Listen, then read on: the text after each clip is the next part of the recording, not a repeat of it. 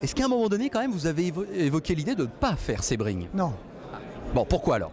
parce que Sebring, c'est la seule épreuve d'endurance digne de ce nom qui figure avant les 24 heures du Mans. Et pour nous, faire des essais, des simulations, tout ça est très bien.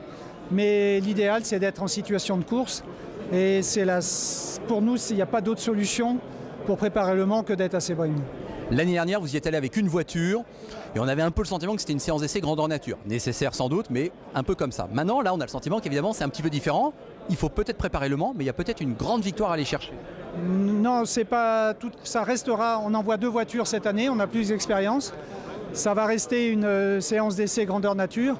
Pour une raison simple, c'est qu'il y a un nouveau paramètre à intégrer, c'est la climatisation, pour laquelle c'est techniquement très compliqué. Mais et puis le thème, c'est de se roder aussi.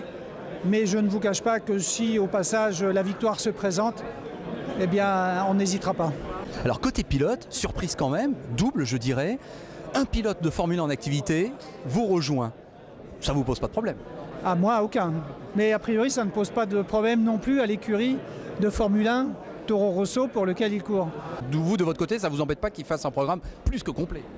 Au contraire, il va arriver plus qu'affûté au départ du Mans.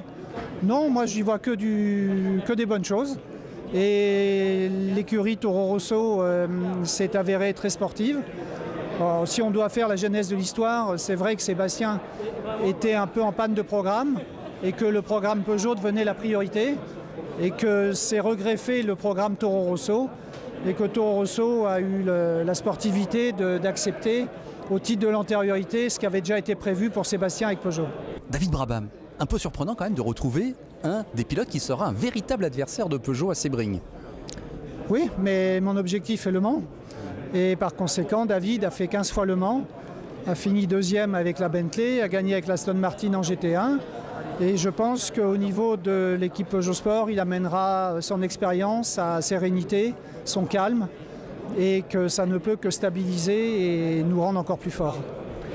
Deuxième question, est-ce que s'il n'y avait pas eu de rallye le jour des 24 heures du Mans, Sébastien Loeb aurait fait partie de la Dream Team? Joker. Bon, d'accord. Troisième question, l'équipage Bourdais, Sarrazin, Montagny nous semble une évidence, et en tout cas l'équipage vraiment qui va foncer. Est-ce que c'est une décision de vous? Bah, écoutez, ça fait suite à une séance d'essai que l'on vient de faire ce week-end.